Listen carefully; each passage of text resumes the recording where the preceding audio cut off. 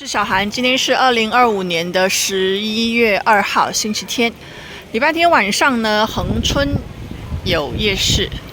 我很好奇，今天风很大，所以特地过来看看，他们是如何摆东西而不怕被飞走。来了之后才知道，原来他们摆的摊子是在自家的门口，至少目前走到的是这样。那前方可以看到是恒春基督教医院，所以恒春夜市的范围就是在这里附近。